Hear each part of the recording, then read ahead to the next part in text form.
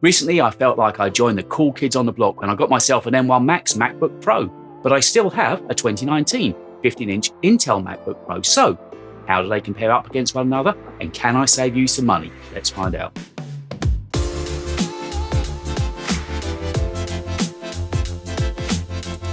Hi there guys, welcome back to me, David, talking tech. And on this video, I'm comparing the two MacBook Pros that I've got, the brand new M1 Max MacBook Pro with Apple Silicon, and also 2019 Intel MacBook Pro.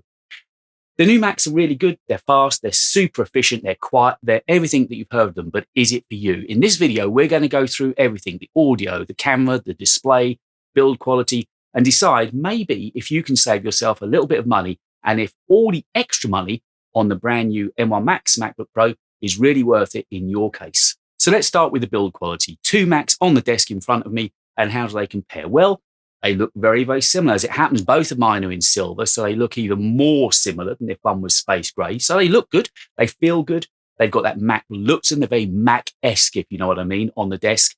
The biggest difference, of course, comes with the thickness. They are both fairly heavy machines, and I did make a mistake actually early on today, having both in a rucksack on my back at the same time. That is not something I would recommend.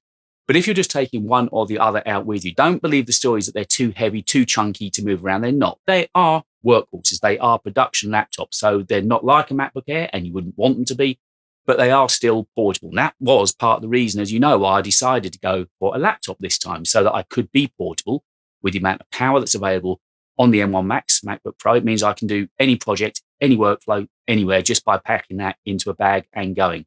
But the quality between the 2019 and the 2022 machines is very, very similar. The new machine is thicker. The internals have meant that it's bumped up. It looks like it's been on a good dose of roids, if you ask me. It's just under 5 pounds now in weight, so it is a heavyish machine. Gone are those Johnny Ive days of form over factor. It's now a very functional machine, and you've got loads of internal ports that we'll be looking at in a little while's time. So it is a slightly thicker, slightly heavy machine, but still portable. But the two machines side by side, if you were looking just for the aesthetics, you're not going to be disappointed with either. Both look and feel like MacBook Pros. They're both considerable. Just one tiny little design element that's quite neat and tidy that I like, although you hardly ever see, is on the underside of the new MacBook Pros, you've got that debossed word MacBook. But how often do you honestly see it? It's nice it's there. I like to know it's there. But to be honest, judging the book by its cover and the quality of them, both of these Macs look like Macs, and they both look and feel like MacBook Pros. So I mentioned ports a little while ago. Let's look at those in more depth, shall we? On the early machine, the Intel machine, all you get is 4 Thunderbolt ports. But really, you can count that as 3, because one of those ports is going to spend its life charging. You will be charging this machine a lot. It's one of its weaker areas, the battery life. So you basically got 3 Thunderbolt ports for all your other peripherals, nothing else. If we now go over and look at the Apple Silicon beast, well, on there, you've got ports pretty much for every experience that you'd want. You've got an HDMI slot, you've got an SD card slot. The headphone jack is suitable for high impedance headphones. You've got 3 Thunderbolt ports, and you've also got MagSafe charging. So all of your ports are available for other peripherals, with the MagSafe being dedicated to charging. Now, I've hardly used the charger because it's more or less always hooked up to the Studio Display, and the Studio Display Lightning port will charge the MacBook up. So anytime I want to undock it and take it with me, it's pretty much charged anyway. So the connectivity on the new machine wins hands down, if that's important to you. Yes, there are dongles available to put onto the early machine, and I've got most of them here. But really, if you want to be portable and as quickly as possible, as neat as possible, the newer form factor of the Apple Silicon MacBook Pro will win out for you. So let's look at the keyboards on these two Macs now, shall we? And the later machine, the Apple Silicon machine, it's got a Magic Keyboard, and it is glorious. It really is. I'm no touch typist. I'm sure I'd get even more benefit from it if I were. I'm a fairly fast 2-finger plodder, but it's just balanced, it's accurate, and it's concise. It feels really good. And that goes down to the Touch ID. Both have got Touch ID, but the fact that the Touch ID on the Apple Silicon machine is a dedicated actual button that you press just feels, again, more precise. Whereas over on the Intel machine, it was part of the touch bar. Now, the touch bar. I didn't mind the touch bar. I really didn't. I know that makes me odd. I'm willing for the, I dare say, the insults that are coming my way, but I really didn't mind the touch bar. It knew what app you were in. It tried to make suggestions of what you might need to use it for. It never failed me. I kind of liked it. It worked. I'm not the biggest of function key users. I really guess I use the function keys just for volume and brightness most of the time. Other than that, I'm using keyboard shortcuts where possible. So the fact we've got function keys back over the touch bar, it's neither here nor there to me. The touch bar's gone. I'm not going to lose sleep that it's gone. All I'm saying is if you were thinking that the Intel from 2019 wasn't for you, think again, the touch bar really isn't all that bad. The trackpads on both machines feel pretty identical. They're still class leading. They're both backlit keyboards, but overall, once again, it's just productivity. This later 2022 MacBook Pro that I've got just feels like it wants to work all day long, no matter what aspect you look at it, and that includes the keyboard. So let's talk cameras and displays now. Let's start with the cameras first. The camera on the Intel Mac was a 720p camera, but in actual fact, because it didn't try and squeeze center stage into it, it's not a bad little camera. It kind of does. Yeah, I did upgrade to the Logitech you can see up there, and I've spoken about before, the C920, which I highly recommend. But the camera that was in the Intel machine, just for general Zoom calls, FaceTime calls, video calls, it's kind of all right, actually. The same goes for the mics on both machines. They've got 3 mics, and if you're just using them for your video calls, they're not going to be too bad. The camera on the Apple Silicon MacBook Pro has gone up to 1080p. Once again, thankfully, I say thankfully without center stage, because I'm sure it's center stage that ruined the camera on the studio display. So both cameras are kind of usable. Just put them in a decent environment with decent lighting. And I think for most video calls, be with family or friends, even their work calls, you wouldn't be embarrassed by them. Yeah, you might want to change up to a Logitech camera, but both will do their jobs. So with the cameras out of the way, let's look at displays. The display on the 16-inch MacBook is amazing. It really is. The Liquid XDR display is just stunning. The best display I've seen, bar any, in a laptop certainly, and I think the only display I've seen better than that is the Pro Display XDR, which is, as we know, even more expensive than the Studio Display, up at around £6,000 with the monitor. But for a laptop, even aside of being a laptop, it is just an amazing display. The blacks, the clarity, the depth of colors, the accuracy of color.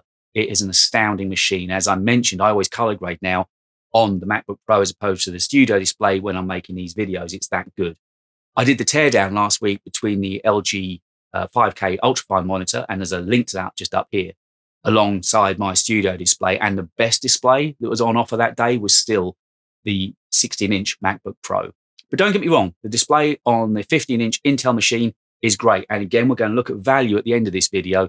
It's still a Retina display. It's still got great resolution, and it's not going to be something that you're unhappy with at all. The resolution on the displays, well, for the 16-inch, it's 3456 by 2234. And on the Intel 15-inch machine, 2880 by 1800, both in their native resolutions.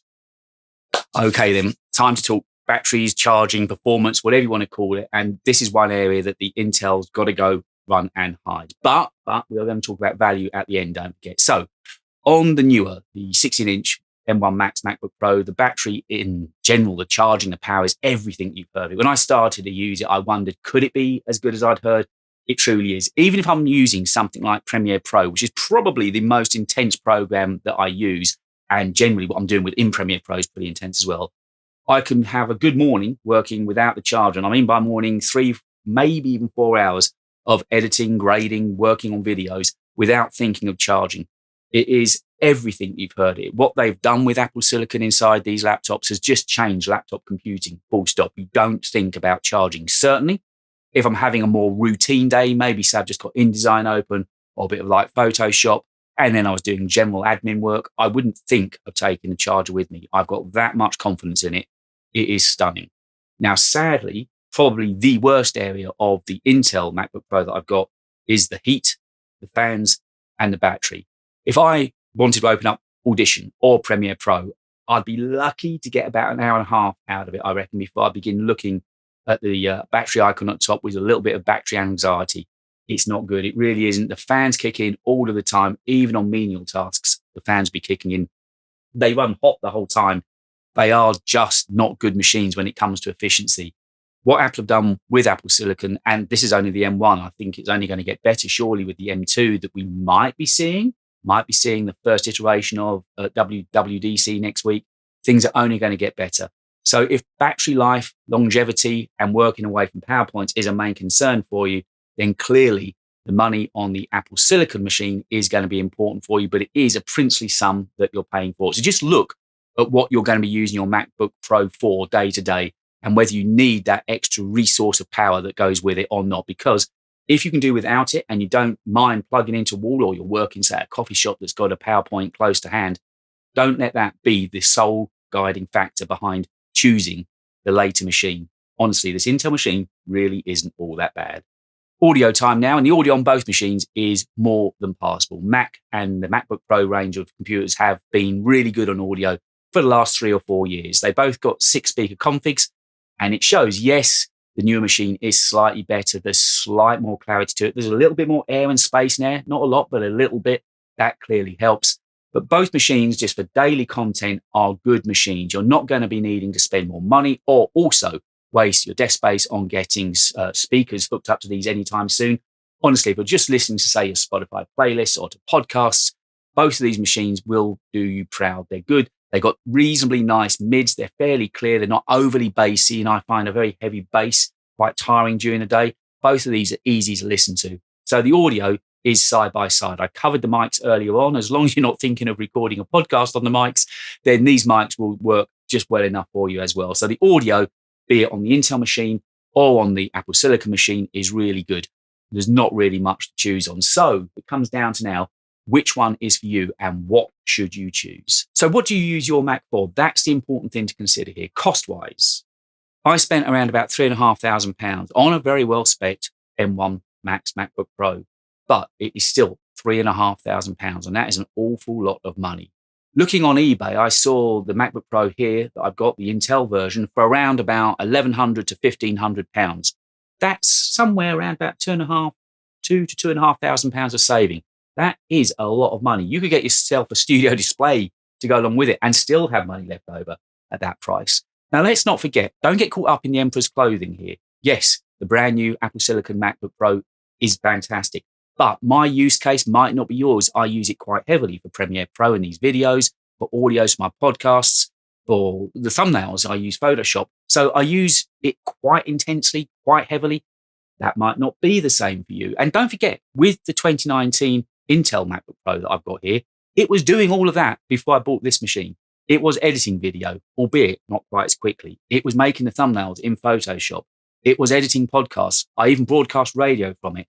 It did everything I asked of it. Yes, the fans kick in. Yes, it does get a bit hotter, but it is a considerable saving. So do yourself a favor before jumping in and trying to order one of these newer Apple Silicon MacBook Pros. Just consider what your user case is and if you really need all that power. These Intel machines are going at good money at the moment, representing really good value for money. And if you're not the kind of person who's going to be using your machine with all these kind of various heavy programs that I'm using, just think carefully, because there are some real bargains to be had at the moment on the 2019 and slightly later Intel MacBook Pros that are out there. But guys, it's time for you to get involved now and let me know what you are looking for. Are you going to hold out for a MacBook Pro with Apple Silicon, be it the M1 or the M2 that might be coming this year?